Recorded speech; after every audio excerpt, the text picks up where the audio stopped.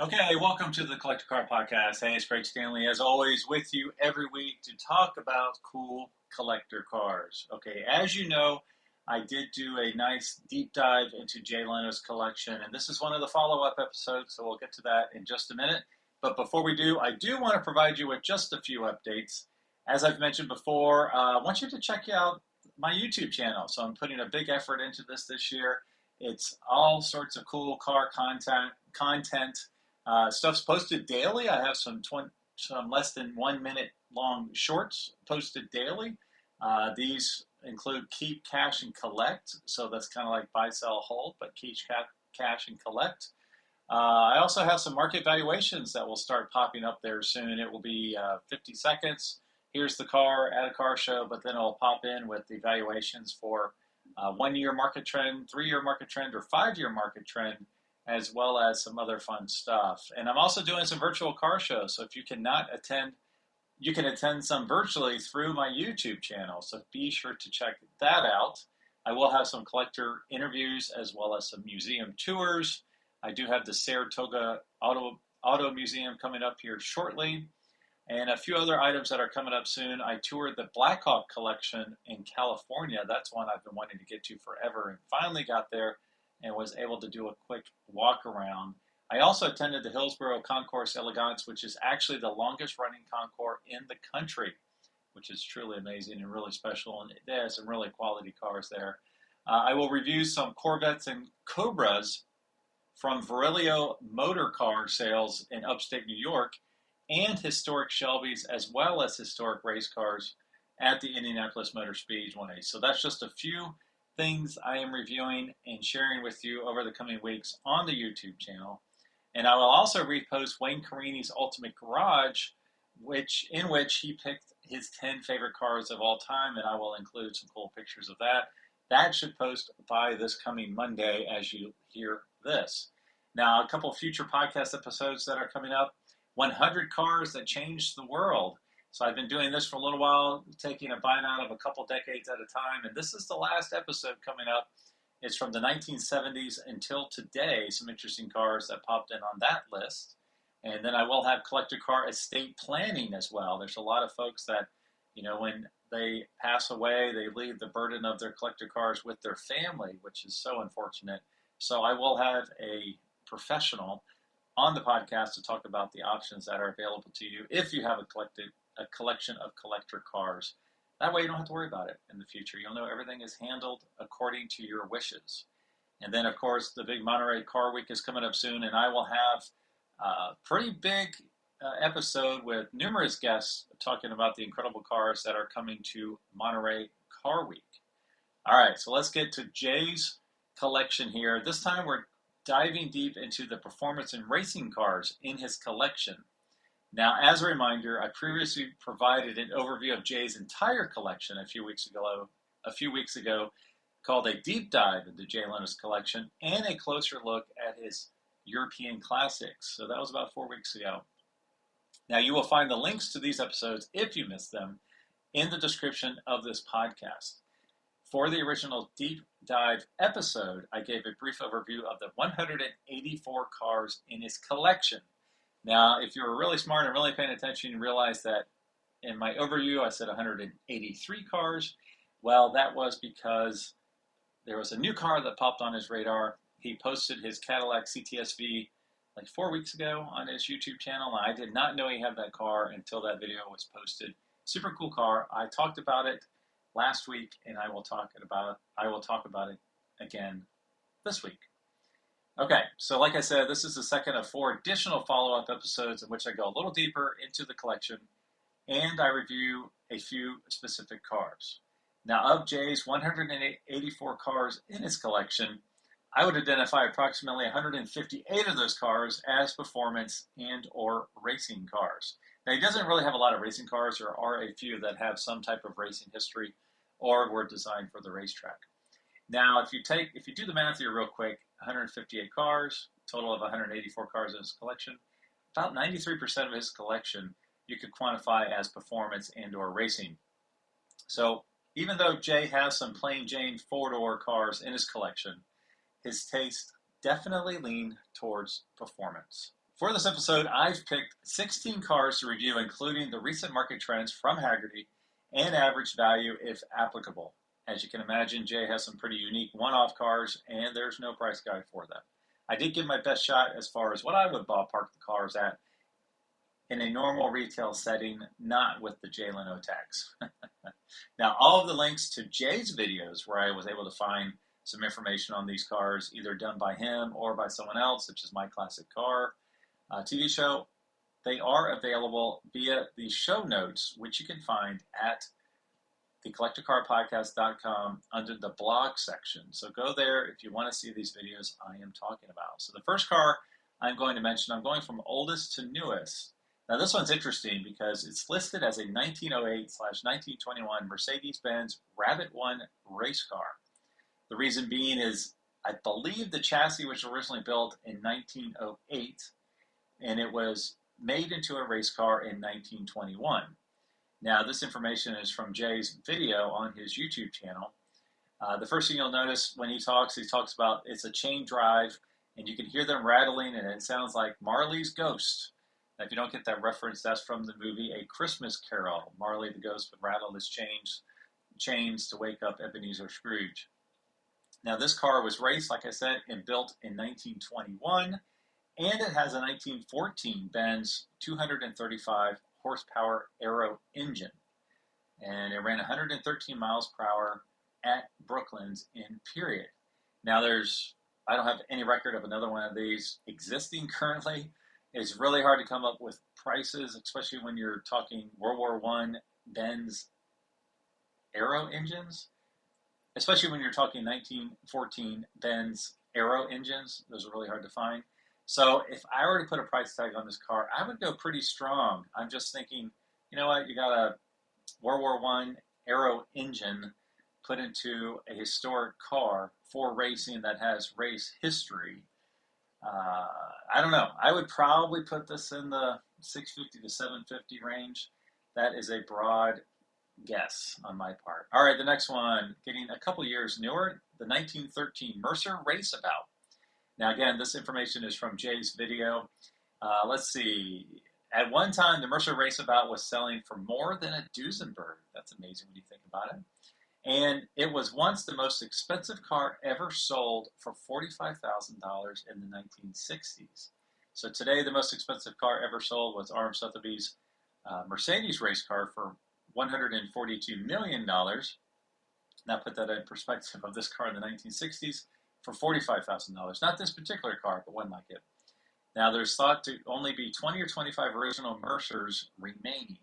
These cars were built in Trenton, New Jersey, and it's rumored that most were painted yellow and black because those were the colors of Princeton, which was obviously a local university near Trenton, New Jersey. They were hoping that they would sell them to the college graduates as soon as they got a good job.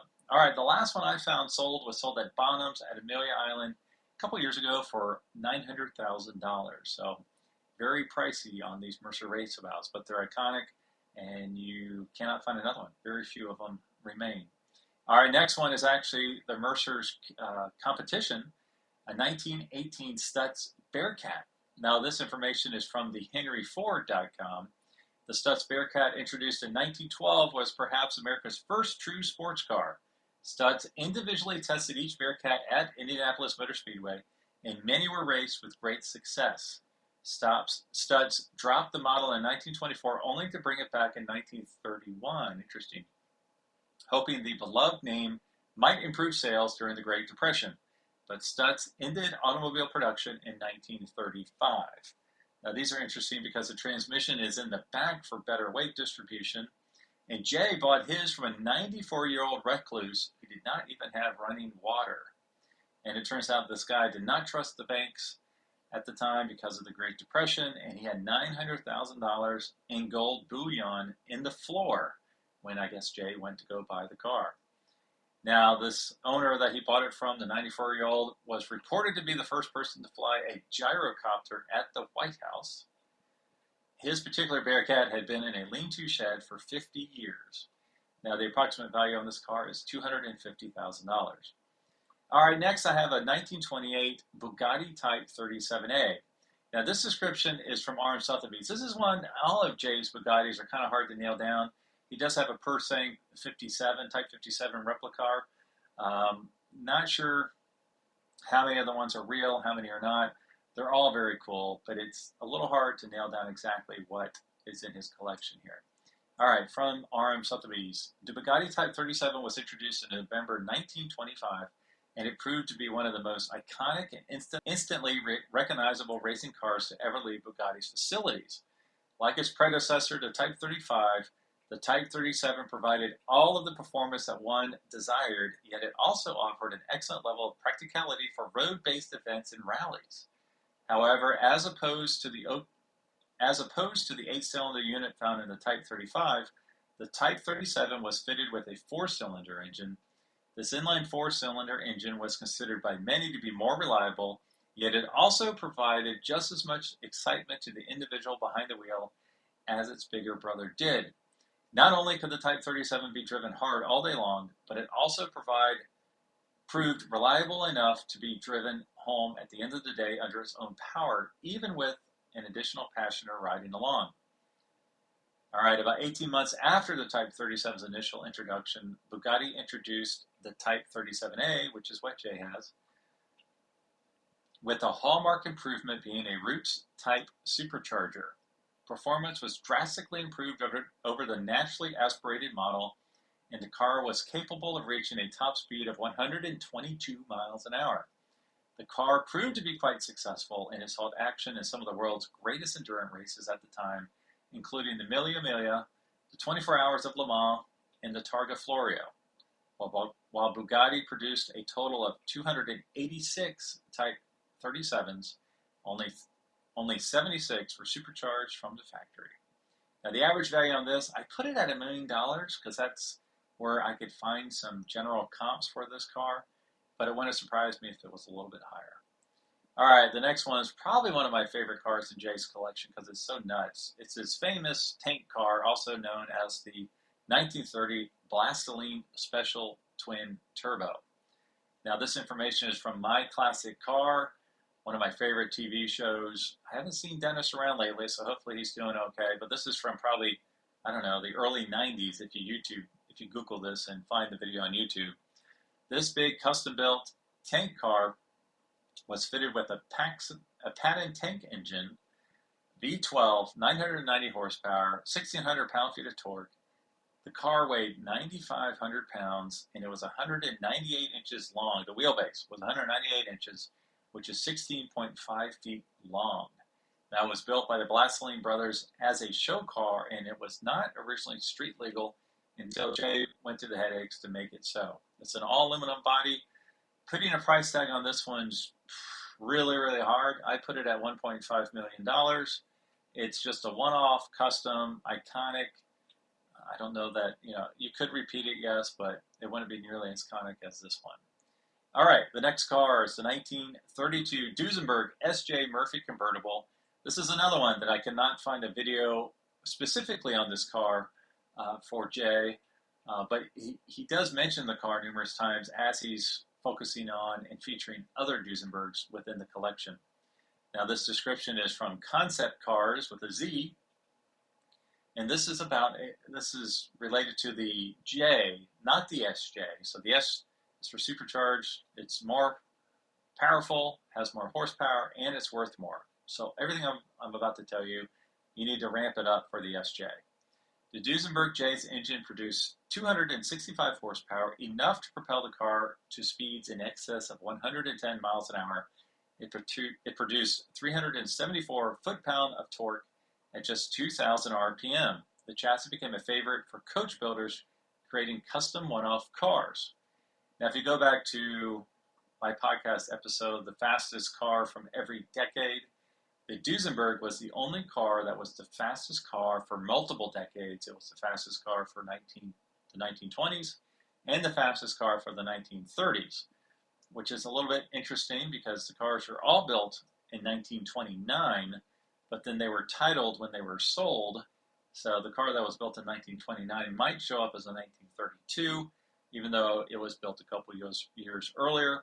But it is the only time, at least since automobiles have been introduced, that the same car repeated the top speed to fastest car for 2 consecutive decades. All right, Murphy, the coach builder, like some of the other coach builders of the day, was a popular choice for Duesenberg owners. Known for their simple and refined good taste, the Walter M. Murphy Body Company in Pasadena, California, would produce a significant amount of bodies for several of the luxury manufacturers. In the 1920s, the cars came as a rolling chassis, and the owner sought out a coach builder, in this case Murphy. The Model J Duesenberg was regarded as the most outstanding, prestigious motor car of the day, and it was by far the most expensive car in America. Depending on the coachwork, the price could reach $20,000, which was a staggering sum at the time when a new home could be purchased for under $10,000, and a new family car typically cost around $500. Let's see. All right, I do have the valuation numbers on this. This is again for the J, not the SJ. The 1-year change of 55.6%, the 3-year change of 55.6%, and the 5-year change of 55.6%. So that just tells you the car made a massive jump in the last year, which also impacted the 3-year change and the 5-year change. I know at Orange Sotheby's we've had a couple big ones cross the block. We had one, I think it was at Amelia Island, that actually went $1 million higher than high estimate, which was nuts. So for the J, the average value in number 3 condition is $1 million. All right, the next one is one of my favorite cars. I think I just said that. But again, one of my favorite cars in Jay's collection, the 1953 Cunningham C3. Now this is from Hagerty. All Cunninghams are known to exist. Everybody knows where they are. There weren't that many of them. I go a little bit more in depth on this one because it's such a cool car. Although Cunningham as a manufacturer is mostly associated with Briggs Cunningham's admirable but ultimately unsuccessful effort to win at Le Mans with an American car, a handful of automobiles rolled out of his West Palm Beach, Florida factory intended for street use. New rules in 1952 dictated that Cunningham had to build at least 25 cars in order to enter Le Mans as a manufacturer, and a road-going product could in theory actually bring in some money for the company, which was being financed by Cunningham himself. All right, the resulting road car will be dubbed the Cunningham C3. The very first car, called C3, was built entirely at the shop in West Palm Beach. It was essentially a C1 competition car with a hard top. The car lacked the refinement that Briggs Cunningham wanted for a road car. It wasn't particularly attractive, and it cost $15,000 to build. In the early 1950s, even the well-heeled would balk at such a price tag. What Cunningham then decided to do was to fit bodywork onto ladder-type tubular chassis derived from the C2, a period advertisement describing the pairing as combining American engineering with Italian artistry. And the C3 was indeed beautiful in both coupe and cabriolet forms. Now, about 30 examples of the C3 were built. Let's see here, with 2/3 of them coupes and 1/3 of them cabriolets. The number was enough to allow Cunningham to keep running at Le Mans, but it also caught the attention of the IRS. At the time, the IRS allowed companies like Cunningham a period of 5 years to become profitable, or it would be taxed as a non-deductible hobby. Nowadays, I think it's 2 years. Given the low volume and high price of the C3, as well as the lack of other real products for sale, there was no way Cunningham would be a profitable car maker. All right, let's see. Jay's Cunningham has the original engine, and he put in a 5-speed transmission because he stated in his video that the original 2-speed automatic was horrible. He still has it though. So originality is key. I do remember it took a long time to restore this car. You can actually see numerous videos of it on the restoration blog update in different states of restoration. You can even see how they had to, I believe, custom make the grill, which was a lot of work. Like I said, all Cunninghams are documented and known. All right, I do have some valuation trends on this. The 1-year change is up 4.5%, as well as the 3-year and the 5-year. So it's jumped up 4.5% in the last year. We did have one at our, I think it was Amelia Island again. It was one of the 5, I believe, convertibles ever built, and that one sold. That was really a beautiful car. So the average value in number 3 condition is $772,000. All right, next is one of the iconic blue chip cars, the 1955 Mercedes 300 SL Gullwing. Now this is from Hagerty. In most cases, a road car comes first and a racing version follows. But but for the Mercedes-Benz 300 SL, the radical Gullwing door coupe that hit the market in 1954 was directly derived from the sports racing car that won the Carrera Panamericana and the 24-hour Le Mans in 1952. So that's cool. You had the racing car first. Hey, let's go make a street version.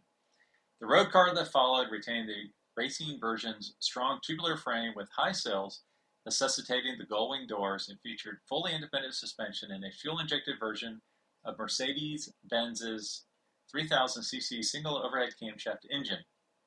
The engine was rated at 215 horsepower and would propel the car up to speeds upwards of 160 miles an hour, making it one of the fastest production cars in the world upon introduction.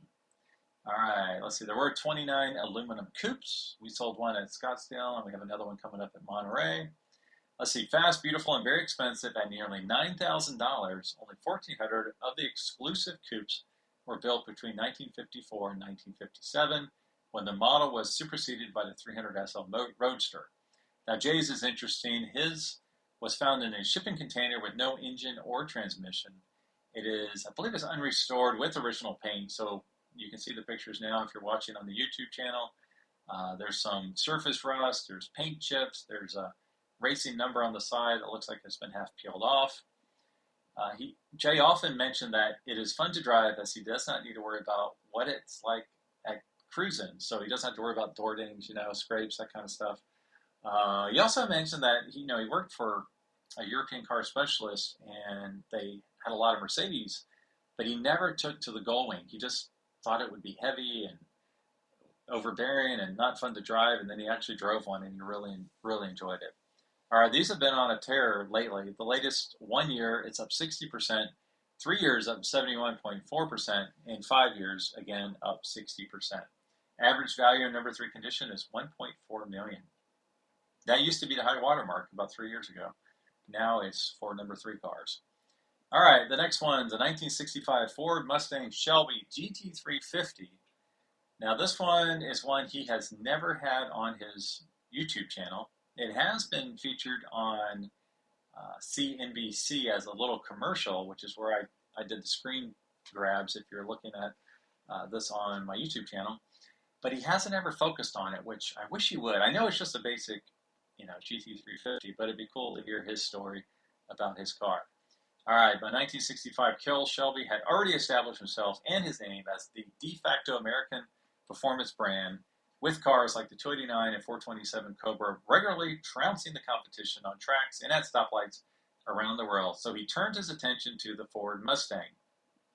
Ford wanted to make its already popular pony car into a fire breather, and Shelby did just that. He started with a white 2+2 fastbacks, fitted with the high-performance 289 V8 rated at 271 horsepower, that's the K-Code engine, then massaged them with an aluminum high-rise intake manifold, Holley 4-barrel carburetor, tri-wide headers, and a glass-pack dual exhaust system, which exited just in front of the rear wheels to produce 306 horsepower, 329 pound-feet of torque. A Borg-Warner 4-speed put that power to the rear wheels, and the 2,800-pound car could sprint to 60 miles an hour in about 6.5 seconds, which today sounds slow as molasses, but back then it was really fast, with a top end of 126 miles an hour. Rear seats were replaced with a fiberglass shelf, and all GT350s were fitted with fiberglass hoods and blue rocker panel stripes. Thick racing stripes down the center of the body were optional, as were Krager mag wheels. I love those Kragers. All right, like I said, Jay has never done a video on this one, which kills me, but that's okay. All right, the value trends. Latest 1 year up 3.1%, latest 3 years up 15.14%, and latest 5 years up 13.2%. The average value in number 3 condition, this surprised me, $407,000. Now keep in mind, the valuations on Hagerty are probably about, they're full retail, so if I were to get my car insured with Hagerty, which it is currently, I would knock it down 15 to 20% to get a more realistic value for your car. All right, the next one is another Ford, a 1966 Ford Galaxie 500 7-liter modified coupe. Now this is from Hagerty. The 1965 Ford line was advertised as the newest since 1949. They were indeed all new cars with new bodies, new perimeter frames, new technology, including slightly curved side glass, new fashionable boxy styling and vertical headlamps, and new small block 289 V8 engines available. The big 427 FE blocks maxed out at 425 horsepower, and that was considered enough for those who wanted to go very fast. All right, a new Galaxie 500 7-liter, this is what Jay has, two-door hardtop, was introduced as a performance version, including a cheaper-to-build 428 big block with 345 horsepower. So Jay has the 428, not the 427. The car featured a sports steering wheel, a simulated English walnut. So if it's fake, why do you want to make it look like it's English? Anyways, bucket seats, a floor shifter, low restriction exhaust, and non-silenced air cleaner, whatever that means, as well as new power front disc brakes. 1966 saw the Galaxie line trident into three directions: luxury, super luxury, and luxury sports. Now, this was the only year that the 7-liter was available as a standalone model. Apparently, I guess you could get that engine option later on. Now, Jay's has an aftermarket huge, I forgot the cubic inches, over 500 cubic inch engine, but he kept it looking pretty stock. He has American 5-spoke racing mag wheels on it, which looks really good. Again, this is one that he has had in a lot of the previous restoration blogs because it took a while to get it fixed, and he had a overheating issue. But beautiful, beautiful car, and it was really cool, the story he told about it. So just kind of an overview or a recap is back in 1965, 1966, he and his dad and mom went up to the dealership to get a new car, and his dad was not a car guy, and he basically would just grab whatever was on the showroom floor. And in this instance, Jay talked him into ordering a car, and while they were ordering the car, he talked his dad into letting him spec it out, and so he picked the 428 engine. He actually picked, I believe he said, either no exhaust or just headers. Anyway, so when the car arrives, the first time his dad starts it up, it just sounds super loud, annoying, like a race car. His dad thought it was broken. He's like, "What's going on here? This isn't what I ordered." And then the salesman was like, "Yeah, you did. Here's what you ordered." And he kind of let it slide because he knew his son Jay had gotten him on that one. And then Jay mentioned, maybe in the next year or so, he did find a speeding ticket. His dad had hit like 110 miles an hour in the car, so he liked the fact that his dad did enjoy the car. And if I remember right, Jay ended up totaling the car, wrapping it around a tree, something to that effect. So it was a cool story. So definitely check it out. All right, the 1-year change via Haggerty Valuation Tools up 27.2%. 3-year change basically flat, just up 0.8%.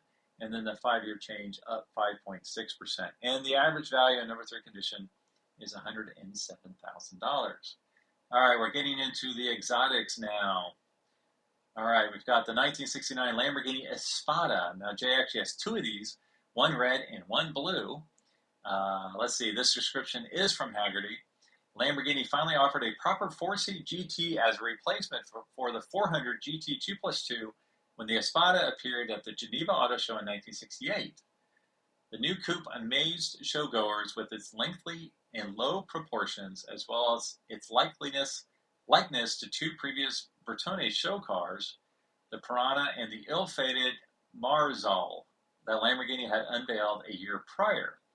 The new Espada legitimately had room for 4 occupants, unlike post 2+2s of the day, and it was powered by the familiar 4,000cc Weber carbureted V12 that made 325 horsepower. That's a lot of horsepower back in the day. The package could run a 7-second 0-60 sprint and could cross the continent at 155 miles an hour. In-period reviews of the Espada commended it for its interior appointments as well as its independent suspension that made for a very stable platform well into the 130 mile per hour range. It was the perfect conveyance for shortening the journey between cities in Europe. All right, they made just over 1,200 of these between 1968 and 1978.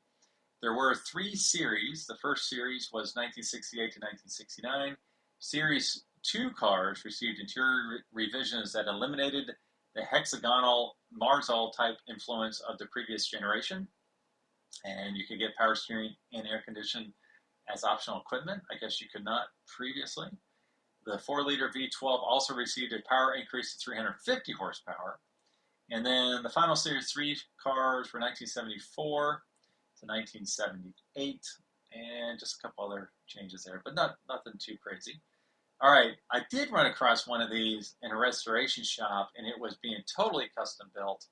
And what was cool is, first off, you never see these. Second off, you never see a custom built one. And this was like a really cool dark metallic green with tan interior. And they were making carbon fiber trim pieces to go on the car. Like, I cannot wait to see this car. I'm going to reach out to this person. It's an ex-football player who is now on a bunch of TV shows. See if I can get him on to talk about it. So that would be really cool. All right, the 1-year trend, these cars are flat. The 3-year trend is up 42.4%. And the 5-year trend is up 34.8%. So these peaked a while ago, and they basically got flat in the last year. Average value, number 3 condition, is $116,000. All right, we just have a few more to go here. We are in the home stretch, and there's some really interesting cars here. The next one's the 1989 Ford Shogun. Now, this information is from Jay's video. He does have a dedicated video on this car, which is really cool. So this car started as a Ford Festiva with a Ford Taurus SHO show engine in the back, which is where the word Shogun comes from. So these folks custom built these, basically took the front engine out, made it a rear-wheel drive, rear engine, 2-seat car instead of a 4-seater. And Jay added nitro so he could, quote unquote, get up his driveway. That's the way to sell it to your wife, right? Now, between the Taurus Show, which had a really nice Yamaha engine in it, lost 1,000 pounds. So this Shogun only weighed just under 2,200 pounds, 0 to 60 in 5 seconds. Only 7 of these were made, and now we're down to 6 because one was lost recently in the Colorado fires. And the average value, this one's a tough one because there's only 6 now in the world, but these are kind of like hot-rodded econo boxes. So I was thinking kind of like I believe it's called the Ford RS200, the rally car. I just kind of looked at it compared to those because they did have street versions. Those were rare. So I would put this somewhere around the 350 to 450,000 range. Even though it's a 2-door econo box, it's just kind of insane. All right, the next one's even smaller. It's a no-door 2-seater called the 1993 LCC Rocket. Now, let's see. LCC actually stands for Light Car Company. Jay said, now you have to picture this. It kind of looks like a coffin that you sit in. And Jay says at the beginning of his video, it's no bigger than a coffin. So when you do crash, they can drop the whole thing in the ground. So picture a tube with a hole in the front. If you're on our YouTube channel, you can see what it looks like. The engine's in the back. It's a 1,000cc Yamaha motorcycle engine, probably from the ZR1 or the Z1, whatever it's called. R1, from the R1. Red line is 12,500. It's the lightest production car ever built at 770 pounds. It's basically a 4-wheel motorcycle. They only built 49 or 50. They were very expensive at the time, approximately the same price as a new 911 back then. Now, Jay mentions that it's so low you can almost pass under trucks. This was Gordon Murray's first car that he produced, and it was the precursor to the McLaren F1. So the lineage is insane. You can fit 2 people. You actually have to take the back shell off, and someone can sit behind you, and their legs kind of straddle you. Jay mentioned that the tires and brakes last forever because it is so light, and he said it gives you a tremendous sensation of speed because you're so close to the ground. 40 miles per hour feels like 80. 80 miles per hour feels like 160. Now the value for this is again another really tough one. I ballparked it around 350 to 400 grand. Again, go find another one. Very impractical, but it's got such great history related to the McLaren F1, the most iconic supercar ever built. All right, we have got 3 more here. The next one is a 2009 Corvette ZR1, but this one is serial number 001. This is from Hagerty. By 2009, the Chevrolet Corvette was entering the 5th year of the C6 Generations model run, and it set the performance rollerblades with the announcement of the ZR1.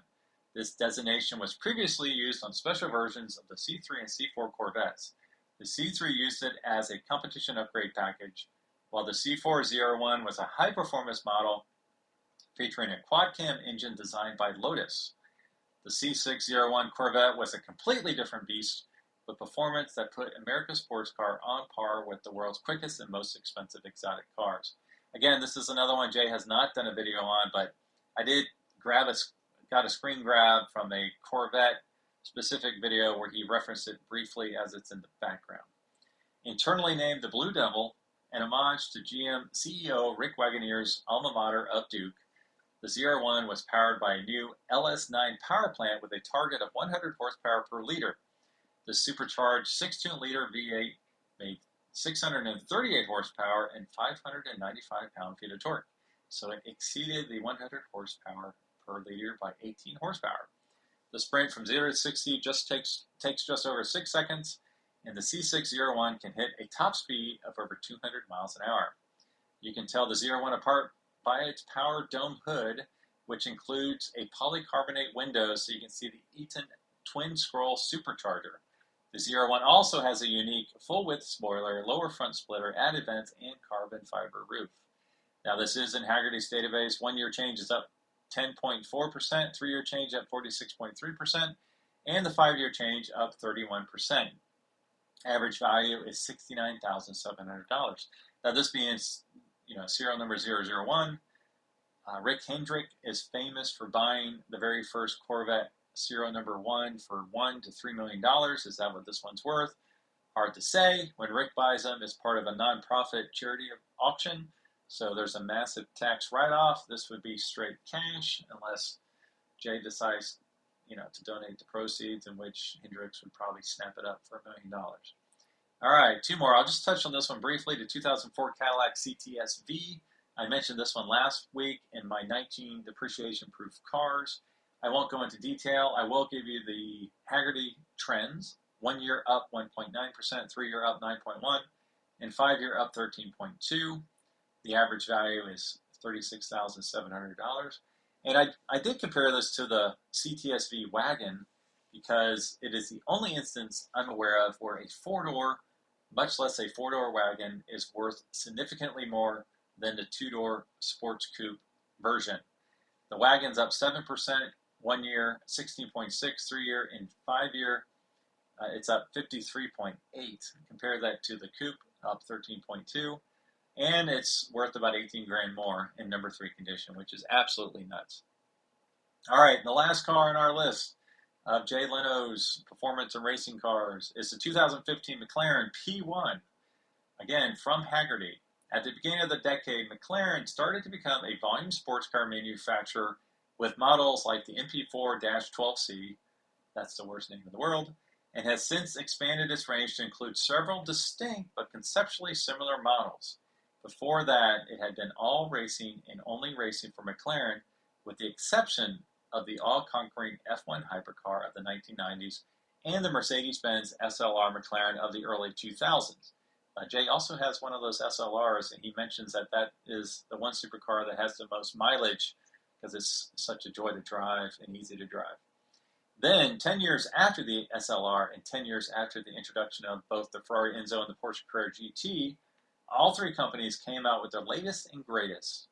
Interestingly, all 3 of these hypercars of the 2010s utilize gasoline hybrid electric power, whereas most hybrids use electric power with the goal of adding fuel efficiency. These hypercars use it to augment the performance of their already potent and cutting-edge internal combustion engines. Now for the P1, behind the driver sits a V8 that is the same 3.8-liter displacement as the engines used across the McLaren model range, but it's a different beast in the P1. And with its 2 turbochargers and dry sump lubrication, it puts out 727 horsepower and 531 pound-feet of torque. The P1's electric motor's purpose is to fill in for the gas engine when it isn't at peak power, such as at lower RPMs or during gear shift. By itself, the electric motors make 176 horsepower, so the total system output is a whopping 903 horsepower.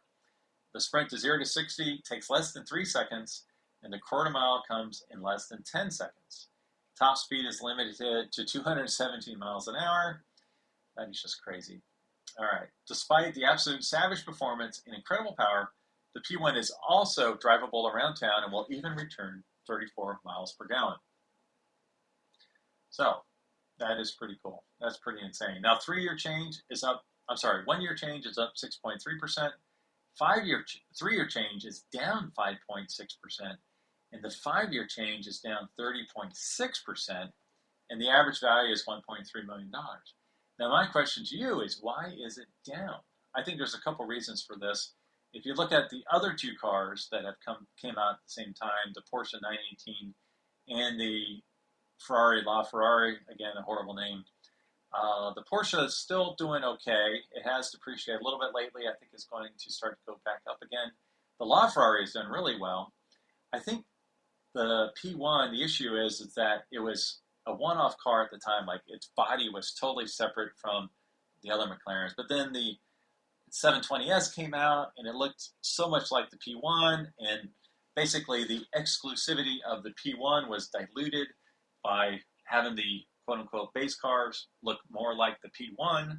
But then also I think you can get the same performance from a Tesla. So I think the performance doesn't speak as much as maybe it did when it launched. So I think that's a couple things. Also, I have met 2 McLaren owners recently that are not happy with their McLarens. Let me give you some specifics. So if you're a McLaren owner and you love your McLarens, please shoot me a note because I need to get the other side of the coin here. One particular collector, he has, I think it's a 570, and the servo in the front seat went out when the seat was kind of up close to the steering wheel. Well, he can't drive the car anymore because McLaren doesn't make that servo anymore, and there's not a replacement one, and they're not going to make another one. So he can't drive the car because he's too close to the steering wheel. So he literally hasn't driven it like in a year and a half because he can't get the seat fixed.